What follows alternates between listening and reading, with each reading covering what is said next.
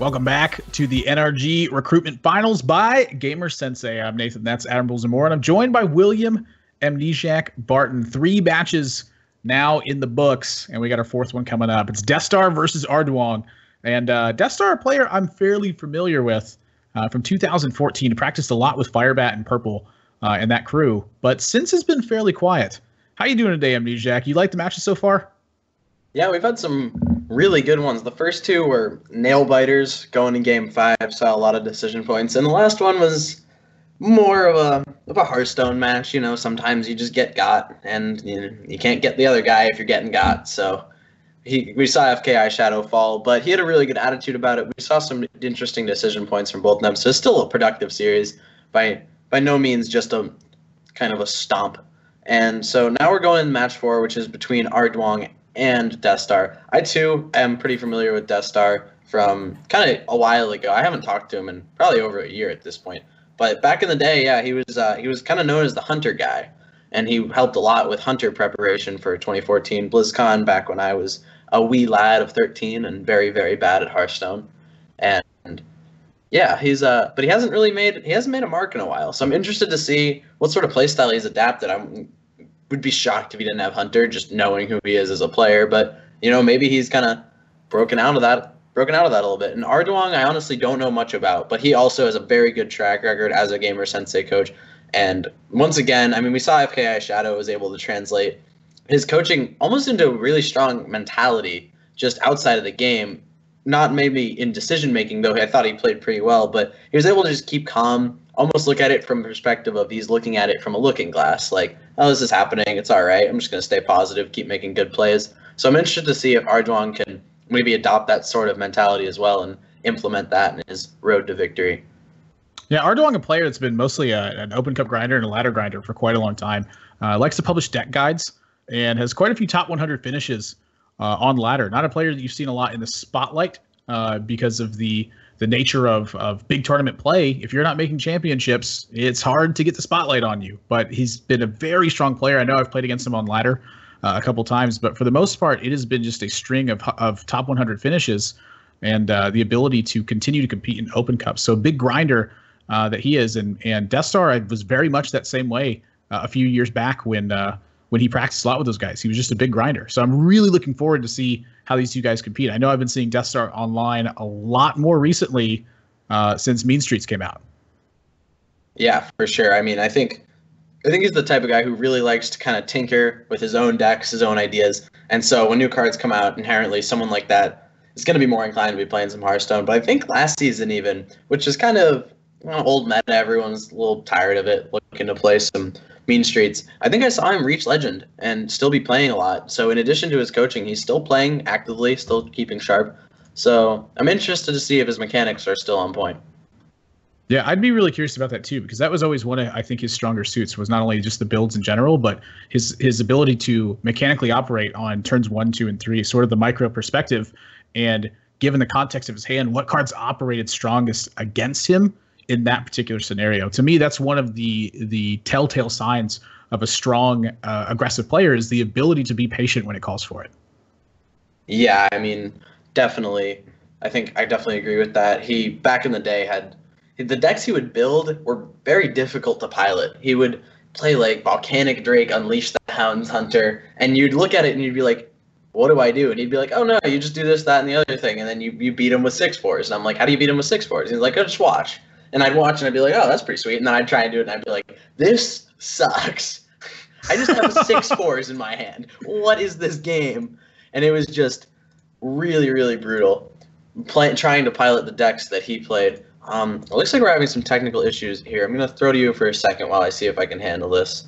Yeah, we're working on getting the feed up as quickly as possible in terms of the actual gameplay. Of course, to present a match, need to be able to see it. So not just talking for the sake of doing so. I want to get in the matches just as badly as y'all do. So bear with us for a moment while we get this fixed as quickly as we can, and hopefully we can go from there. But that is something else to really say about DeathStar there as well. Is he's always been a brewer. And he's never been afraid to try builds, and this guy will be in the top ranks of Legend and still brewing decks. In his opinion, if it's not a deck that can get him to a top 100 spot on ladder, probably not the build he wants to be playing with. And I've seen him over and over try new cards and try new strategies and try new builds, just trying to pick cards that are going to be problematic at certain spikes in the game. Much more about focusing on power plays and much less about focusing on just pure overall efficiency. He's trying to catch people off guard. Yeah, that guy is it's a sneaky one. A lot of his volcanic drakes and such. And I remember it was really interesting when he looks at cards that come out sometimes, or at least when I used to talk to him a lot, and he would look at it and he'd be like, "Oh, this fits perfectly in my volcanic drake hunter," and it would be like Jeweled Scarab, and I'd be like, "Man, that thing's at 1/1. Why do you want that in your deck?" And he's like, "Oh no, let me explain. If you get more Unleash the Hounds in this deck, you just win." And I was like, "All right, let's see it." You watch him play Volcanic Drake Hunter, you're like, "Oh, this is pretty good. Maybe Jeweled Scarab made this a little easier. I'll play some Volcanic Drake." And I'm like, "Man, this sucks. I have 6/4s again." And you're back to that. Apparently, I was incapable of learning the 6/4 deck. But yeah, he's definitely an innovative guy, able to look at things from a different perspective. And that's just like a really interesting aspect of Hearthstone that's kind of starting to go away a little bit, what with just how networked everyone is and how refined some of the lists are getting. And people just have more of an instinct of how to build decks as well. Yeah. A lot of it's data-driven approaches, too. Players are looking at specific win rates of cards and how they're affecting matchups, and that'll be a big one. And so we've got into game number 1 here. Looks like some turns have transpired, but from what I can tell in the pan out based off of DeathStar's life total, he attacked Living Roots twice with his dagger and then coined a Tomb Pillager. And then what Rduong did is hero power. That's the only way you get to 23 and at this Manitel. And then he went Feral Rage, Jade Idol. All right. So DeathStar plays another Tomb Pillager. Not really any reason to dagger the 1/1. And now Rduong is going to have somewhat of a decision point here. What do you think about this turn? Do you think you're ever cycling this Wrath and Feral Raging? Do you think you're just Wrathing? This is interesting. Ooh. Well, that might change the whole course of the game. Honestly, I think I'd like to see the Emperor here more than the Ancient of War. I kind of agree with you. Like, if he trades, is that really that bad for you? Because that's using one of your minions as removal for one of his minions, which is generally a favorable thing against Rogue. And now you're just very... I mean, you're not that weak to Sap, but when you consider what Sap does, it winds up with you probably playing the Emperor into the 5/4 anyway. And so this does wind up being weaker to Sap because you take 5. So I think that playing the Emperor there is pretty reasonable. I also think just killing his minion had some merit with the Feral Rage, and then next turn you plan on rolling. If he plays Azure Drake, you can just play Emperor Innervate Wrath. And you're low on cards, but you're high on tempo, which is important. So I don't think I hated that either. DeathStar going to choose, rather than daggering and playing the 1/1, to play the 3/3. And I think this is just a nod to swipe. Yeah, I think it's also a nod to the idea that pressure is how DeathStar is going to win this matchup. You know, he just expended a swipe to protect the Tomb Pillager and to push 5 damage. So he's got to follow up on that strong. If he goes with a dagger up here, he's going to be a lot weaker on board. And SI7 Agent, not a card that's particularly exciting in this matchup. I think any opportunity to get value from this card is something that DeathStar should often be taking. Yeah, I mean, just having a 3/3 on an awkward turn is probably about as good as it's going to get. Like, I would keep and play this card on turn 3 in the matchup. The battle cry is not what's great, but having minions against Druids, what's powerful. Yep. And if DeathStar doesn't pick up some heat, this could go bad. This Ancient War is going to hit the table again, down a Sap, but this Swashbuckler could change things. Oh, get him. It's damage. It's something. Choose to not prep. Yeah, I'm not sure how I feel about not prepping there, because if he picks up Azure Drake, or even in this case, picking up the Leroy, would allow him to sometimes play the Leroy here. Yeah, I think not prepping was all right. You could still draw Edwin, and if you draw Azure Drake, can't you just do it next turn and it's pretty good still? Keep preps. This way, like, if you draw Gadgetzan, you definitely win. But this is not Gadgetzan. No, it's not. He's probably got a Leroy, honestly. And, yeah, that's what I'm thinking. Because I'm where I'm at is once he draws Gadgetzan, he wins. So Leroy gets him the best chance to get enough time to do that. I definitely don't like starting with Prep Fan. I don't understand this. Was clearly playing to draw something impactful. So the Ancient War is not dying this turn, I think is what it boils down to. Yeah. Wow. Man, if he'd have played that Leroy last turn. Yeah, I mean, it wouldn't have been answered. It would have worked out really well. Yeah. If you do prep the fan last turn, you go Leroy, and then you prep the fan again, and then you get him. It would have been a pretty good pan out. This was a weird setup for DeathStar. He drew such a poor portion of his deck through the mid game. Yeah, but I think he still had a pretty winning hand, or at least he could be in a more winning spot if he was just more willing to use his resources in an unorthodox way. Like Leroy for Fireball is pretty good. I don't I'm gonna draw first rather than idling. I guess he was looking for Jade Blossom because we know he's playing a Jade Idol Druid deck. Could also be looking for Bran. I mean, sticking Bran on board here, I think, is totally reasonable. The idol also, you may need to take like a fringe card if you pick up something that you're specifically looking for.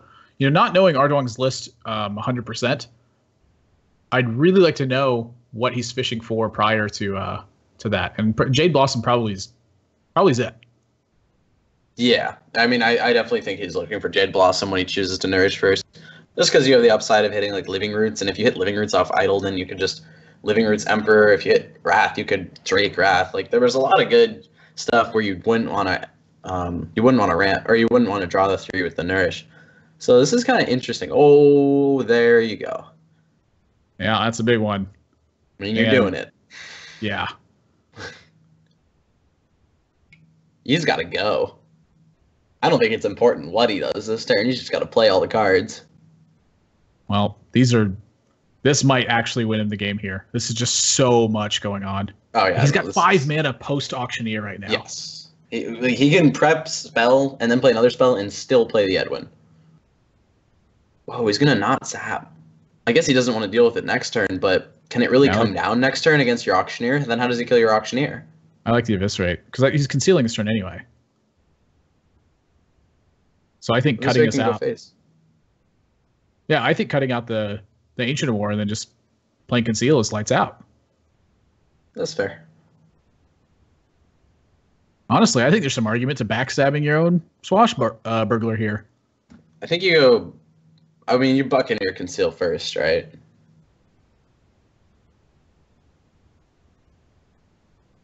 I think there was... Yeah, probably. I kind of just like Concealing first, because if you draw Edwin, you play that. He just wins. That turn was disgusting. That was pretty nuts. There's also that win potential. Sometimes you just draw Auctioneer. Yeah, but I mean... I think he could have had more time to do it. And like as we can see, he's not going to need the Leroy to win. Like, he might kill him with it, but the game was over. Yeah, he would have been down preps, though. Oh, yeah. I mean, I think that what he did saving the preps was all right, but the turn where he went prep fan, he could have just Leroy backstab prep fan and cleared the Ancient of War. Yeah, he's got lethal here with Leroy Jenkins, but DeathStar going to choose to draw some cards here. Just all the damage in the world. When he draws the Cold Blood, he just doesn't even have to count it at that point. Yeah. It's a pretty insane turn. Pretty insane turn of events. I mean, if he doesn't pick up that Gadgetzan Auctioneer that turn, I think Rduong probably just turns the corner. Yeah, I am a little bit curious about that. I would have liked to see him think about the Leroy Jenkins a little bit more with how in shambles his hand was prior to drawing the Gadgetzan Auctioneer. Like, that's a dire straights hand, and so that's a turn where he's got a full 70 seconds to think about the math between playing Leroy Jenkins, using the preps, and saving them in case he draws Edwin, or in case he draws Questing Adventurer, or in case he draws Gadgetzan Auctioneer. I don't know which ones are in his build, but I think that the time could have been really well spent there from DeathStar. Yeah, for sure. I mean, why not take the time and at least consider your options? Increasing your percentages in a game like that, where you know if you draw Gadgetzan Auctioneer, your favorite. If you draw anything else, you're not. Trying to maybe eke out 1 extra percent. If you take this line of play, you get an extra turn to draw your Auctioneer. Maybe this other draw suddenly is good, where it wouldn't have been as good if you don't make that play. I think taking your time and considering definitely makes sense there. I mean, there's just no reason not to, outside of just deciding that you had done all your thinking. Yeah, so game number 2 is going to get underway. And here it is. It's just true to who he is. DeathStar always plays Hunter. Like, he's actually a purist. Yeah, it's crazy. He's like the rogue people, but worse. I used to be one of the rogue people. Then I got way better. And I was like, wow, this is dumb. I'm just gonna play aggro shaman. This is way better. It's like the rogue people, but worse. But worse. That's an Emperor Thorson. That's an Emperor Thorson. That's a Tundra Rhino. I'm excited, Admirable. DeathStar's cooking up something. It's an Unleashed deck. He loves his Unleash the Hounds. Rduong, meanwhile, it looks like he's playing more of a mid-range version. We saw White Eyes get pitched back, as well as Sting from below, Really? and 2 Azure Drakes in the hand right now. So Rduong taking a much slower approach, and a Brand in the build as well. I'm guessing this is heavier Jade. Yeah, it must just be. It's not a bad deck. I've played against it on ladder. It's pretty solid. You just make big guys. Like, Shaman's pretty good at just making big stuff. 4 mana 7/7, 1 mana 12/12 at some point in the game. Man, DeathStar just can't deal with Totem Golem here. Like, what is that? He's got some sort of game plan against this. I mean, when you see a Hunter build with Tundra Rhino and Emperor, something's up. Oh, something's definitely up. I just think that this is ambitious. I mean, he's going to play Houndmaster next turn, probably. I'm trying to think of a way he doesn't play Houndmaster. You think he doesn't play Houndmaster? I'm trying to think. No, I'm trying to think of a way that he doesn't. Oh no, yeah. I mean, you gotta bite the bullet at some point on the value train. When is that coming down if he doesn't play it right now? Yeah, I mean, hero power is one thing. Hero power is another thing. I'm gonna bite the bullet here. And honestly, Unleash Direwolf is pretty good. Yeah, it's gonna be. This was one of the big interactions in the Hybrid Hunter deck that I was playing a lot not when Standard first came out, but kind of in the middle of it, when Dragon Warrior was starting to get really popular. I played Hybrid Hunter a lot, and it was part of the really strong parts of that deck was that you had lots of 1-drops, Direwolf Alpha, and Unleash the Hounds, and those cards just interacted really well together. Yeah, Rduong got kind of an interesting turn in front of him as well. And it's looking like he's eyeing the J-Claws. Yeah. I don't mind this. He's threatening such a win potential if it lives, just because he makes 2 more Jade Golems next turn. But DeathStar's deck's kind of good against this. Yeah, I mean, that's the one thing I'm curious about from Rduong. Oh my god. I wonder, like, what is he thinking the hand is from DeathStar? Is DeathStar trying to 1-turn kill people? I don't think so. That's not how Unleash the Hounds works anymore. But look at the potential of Emperor with. Oh, I mean, I think it's just an insane combo deck. Like, you don't 1-turn kill, but you just 1-turn swing them. Maybe. I mean, I'm sure he kills people from 20 sometimes. I would be shocked if he hasn't done that yet. I mean, that was a big board swing. Yeah. He just got to parity after doing nothing. And now he's going to play an Emperor, which I guess is good. Yeah, Emperor's pretty good here, man. I mean, it's a 5/5. That part's good. I think scary. I mean, look, when a Hunter plays Emperor, you've got to wonder what's going on and wonder if 2 ticks is going to kill you. I mean, the Emperor was good in the lock and load Hunter deck just because Call of the Wild would come down the following turn. That was the only reason that deck was any good. You'd play 7 mana Call of the Wild. You can't do that anymore. Oh, that's. I don't know if I like this. He's thinking about Totem Golem, Jade Golem, Bolt. I mean, it's really strong tempo, but you have nothing next turn. Just Azure Drakes. You know you can't play them. You overload for 3. Oh, I don't think he's thinking about full overload here. Oh. I think if he's playing the Totem Golem, he's he's not just going to do this. Oh yeah, this is fine. I thought he was eyeing. Oh, this also works. Yeah, I'm fine with this. I just think that stranding your hand completely isn't great. Yeah, I like this. I do like keeping the 5/5 and pushing. I do like this rather than trading and playing Drake. This is just a lot more power.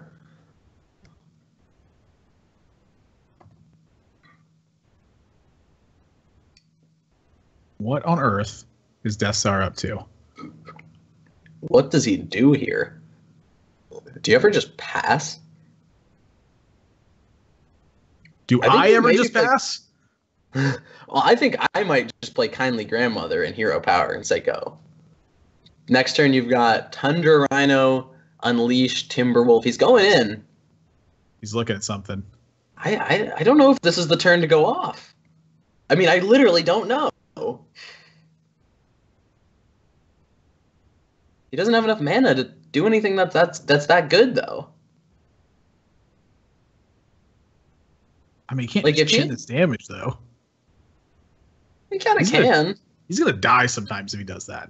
This is a good swing. I don't know. You could wait a turn. I wonder if he reads. I don't know what's in his deck. I don't know if like his draws are good or not.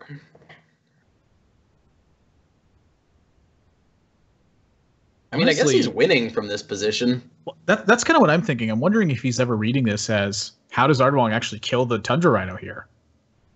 I mean, Jesus, he has to roll Spell Power Totem. Like, he would need Blood Mage Maelstrom Portal, or he would have to Lightning Storm this, or he'd have to have a second Lightning Bolt. Like, honestly, there's not a lot of cards from what he's seen from Rduong that actually kill the Tundra Rhino here. I guess. I mean, but is Tundra Rhino living? I mean, this living kind of game. It's really good. You don't get Huffer. That's pretty good.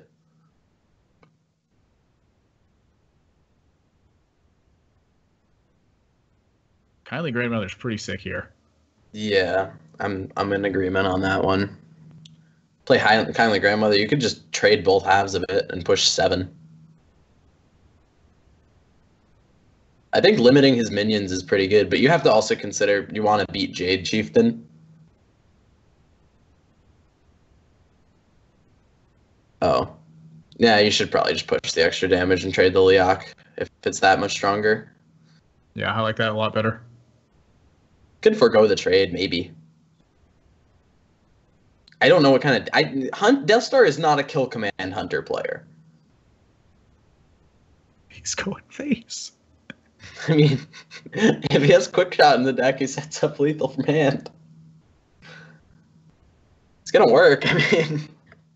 This is weird. I mean, he's dead. He won. That's just game. Deathstar's wacky hunter deck wins. This guy just finds wins with some of the weirdest decks I've ever seen. Like, it's crazy to me. It's pretty good here. Yeah, it really was. I'm baffled. It's a deck just built to swing turns. Like, weird swing turns versus decks that need minions in play. I've never seen a build like that in, like, 2 years. Like, I haven't seen Timberwolf hit play since before Starving Buzzer got changed from 2 mana to 5 mana. That's circa 2014. Yeah, geez. I mean, he showed me that deck a year ago, and that didn't look that different. I don't know, man. I am floored that deck won. And it won kind of convincingly. It did nothing, played a 4-3, and then beat his opponent. What? It's just, that's Deathstar. I mean, I don't really know how else to really say it. It's just, this is what I've seen him do for the entirety of his Hearthstone career, is come up with brews and find ways to make them function. And I think a lot of it is surprise factor. He's catching people off guard because you're anticipating him doing one thing, and his game plan is just completely different than what you would expect. It's like you're getting surprise attacked from the brushes almost. Yeah, surprise attacked. That's a good way to put it. I mean, what else do you? Do you think there's any way? Is there any way if you'd queued into that on ladder, you would have anticipated those turns? I don't know. I want to believe if my opponent went pass 4-3, I would have won. Maybe not. No. That was not my question. That was not my question. I don't know. I think I would have been really confused and then just beat him up with Totem Golem. Game number 3 is getting underway. You got to draw Totem Golem first. That's true. And by the way, Rduong did draw Totem Golem. The rest of the build. Yeah, he beat a Totem Golem that game. Yeah. And Deathstar just drew a Jeweled Scarab. This is Reno Mage. You alluded to Jeweled Scarab prior to this game too. Dude, Deathstar, this guy is nuts.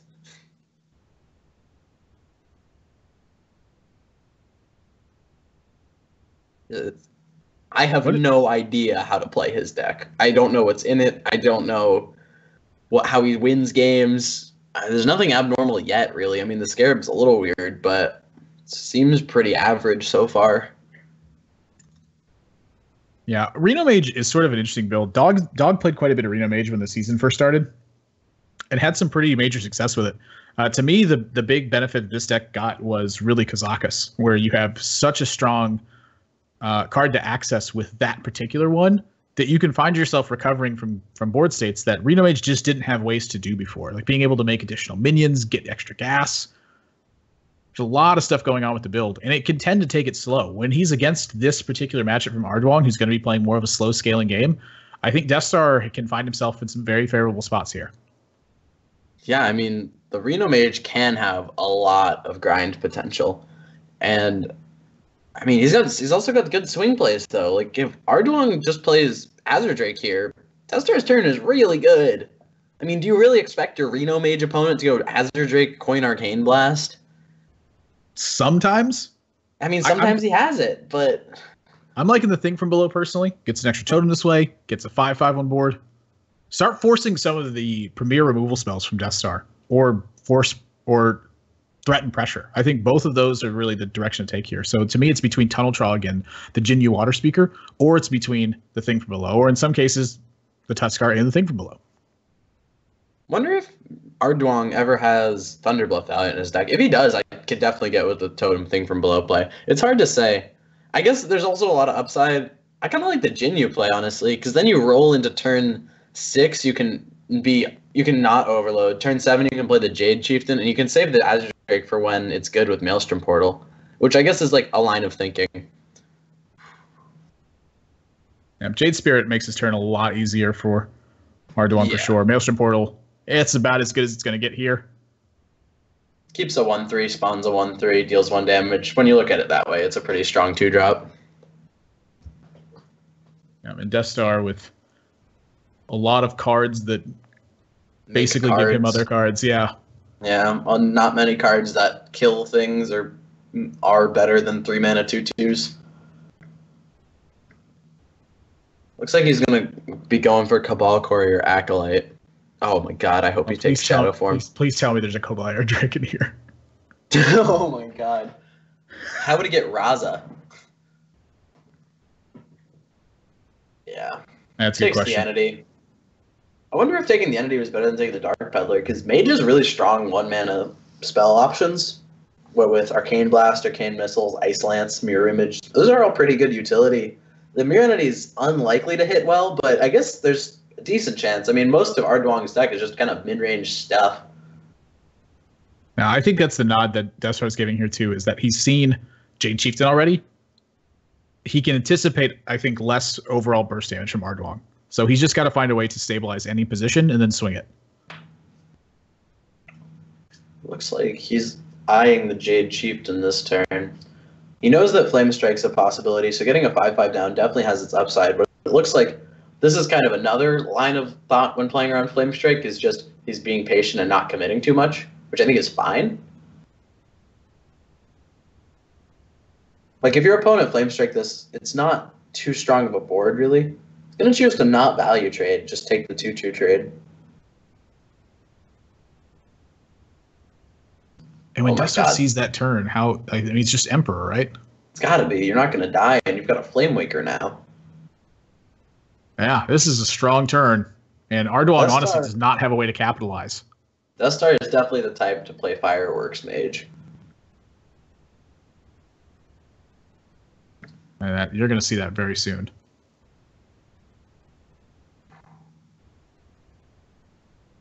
That helps, but not for long. This is going to get brutal. Yeah, I mean, Rduong has gas in hand. I don't know. I don't know if I hate his spot. Death Star doesn't have block up. He doesn't have Reno yet. Oh my. It's gonna... That's a big blizzard. These are all the Death Star cards. Jeweled Scarab, Cabal Courier, Kabbalist Tome. This dude just loves making stuff.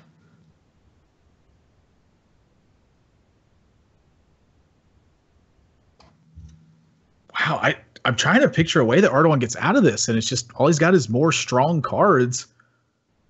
But that's not getting the job done. Yeah, he's going to get blown out this turn.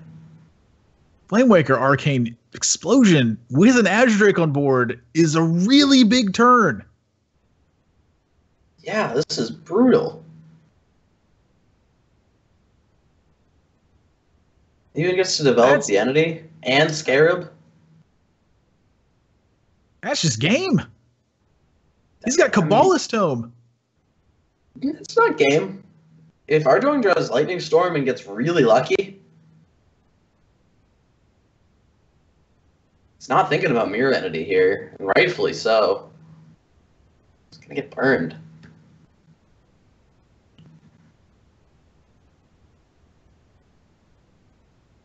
Yeah, this is looking brutal. That's a lot of Azure Drakes. Thanks for the analysis, Admirable. 18 damage. DeathStar's got this turn. Yeah, I mean, jeez. Oh, that That's a deals 3-point Arcane Explosion. That's like a Flame Strike. You can ping and Forbidden Flame. Wait, no, you gotta ping first. You can just ping first, right? Yeah. Yeah, a Just little bit of lost to 1-1. missequence. Yeah. I don't think it's gonna matter, but 1 mana off.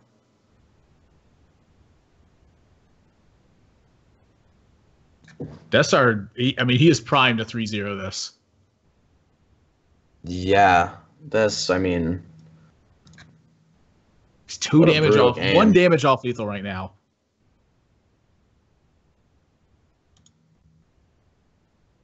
Frostbolt's already been used. Forgotten Torch has already been used, so there's a Roaring Torch to the build. Roaring Torch will win him the game.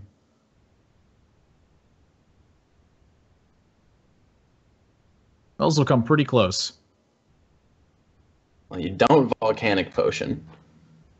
Thanks for the analysis, Amnesiac. I mean, as long as he doesn't Volcanic Potion, I think he's fine. Yeah, if he catches it this time. Cleaning Extra up. damage here. Solid. Yeah, this is looking lights out for Rduong.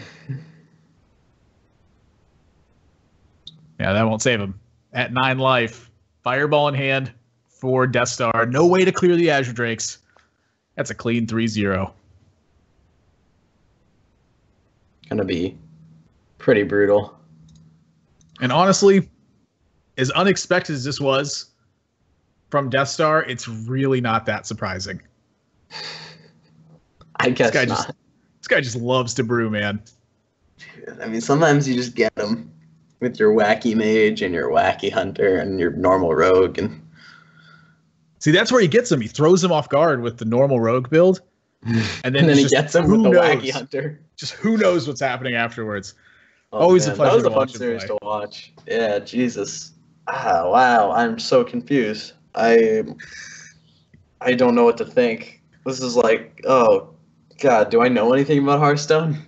Well, thankfully, you're not going to have to think much because we've got some analysis from the players coming up afterwards. You can just ask them what they thought and hear it straight from them themselves. Yeah. If you guys are interested in maybe some brewing potential, both of these guys, fantastic track records in terms of coaching. And right now, you can get 40% off. Head over to GamerSensei.com. Use the promo code NRG Finals, spelled in all caps. You get 40% off your first booking over at GamerSensei. All the players competing today are coaches over there. Amnesiac's a coach over there, as well as a lot of other professionals. We've also got giveaways that are taking place in chat. And the way that you're eligible for the giveaways is by participating in the conversation. Get a conversation started about anything, about the brews that you're seeing, about the lines these guys are taking. Anything at all will make you eligible for the giveaway that's taking place there. We also want to let you guys know that you want to follow the channel here. The Wednesday 100 is starting, and it's starting soon. 8 p.m. Eastern every Wednesday. You're going to want to be here at this channel to watch more pros compete in a tournament that's taking place. And make sure you throw a follow over to GamerSensei app on Twitter as well to stay up to date with everything that's happening. So we're going to go to a short break, and when we come back, we're going to have some analysis from these two guys. And Amnesiac has found a couple spots that he wants to ask them about. So don't go anywhere. More of the NRG Recruitment Finals after this. All right, the first one's going to be for DeathStar. First off, congratulations on a solid win, man. Very well played. So rather than talk about the game state, I more want to talk about kind of how this hunter deck works and how you generally tend to win games in general. Just like, how do you win with this deck? Is it always kind of this scrappy kind of getting there at the end, or do you wait for longer combos sometimes if you can afford it? Or just kind of walk me through the deck building process. Well, this particular version, I kind of over-teched it for Shaman because that was kind of the theme of my lineup, was like, through Shaman, it's gonna die. So like, I would rather hedge my odds against somebody bringing a fairly popular meta deck, which was Shaman. Like, that was the deck everyone was gonna bring. So I just brought 3 decks that I knew could just have like a 70+% win rate against it, even if they kind of jank around on ladder. They just have such an exceptional win rate in that matchup. I don't have to take the 50-50. So like this one, you didn't get to see it, but it actually runs Doomsayers and Volcanic Drakes. I know it sounds dumb, but like Shaman can't beat a Doomsayer on turn 2. And when you play it, if they can't kill it, more often than not, it's killing 2 guys because of the Pirate. And that means you get a 3-mana buff for the Drake. So that means a lot of times I've been consistently dropping turn 3 Drakes against Shaman. That will entirely destroy their tempo, making them follow up with Lava Burst, and that just like destroys all their burst. Then it comes into a resource war, which they lose because they overextend, and then you just blow them out with an Unleash. All right. I mean, I was saying during the cast that I don't know how to win with the 6/4 deck, but apparently you do. So that's pretty cool. It's fun to see such an innovative deck having such great success. All right, can we get into the second screenshot for Rduong? All right, very similar. This is more about the game. Yeah. This one is, I think this is one of your more interesting turns. So you had a lot of options here. Kind of walk me through why you chose to do what you do instead of maybe just dropping an Azure Drake or maybe playing the Totem Golem along with the Jade Claws and the Spirit Claws and the Lightning Bolt. Just kind of walk me through it. All right, so the options are either trade and then either to play Drake and trade but I didn't want to like overload too much so that I can't even play the Drake next turn. So I think the best play would have been to get the weapon and then Lightning Bolt it and hit face so I can be able to play a Drake next turn. Yeah, I definitely agree with that. And keep my Taunt alive. Yeah, if you had overloaded too much, then you would have had a stranded hand, but at the same time you got the push damage. Yeah, I definitely agreed with your analysis of the situation. I just kind of want to see if you were considering all the options, but yeah, I agree. I think it's a lot better what you did than trading and playing an Azure Drakes.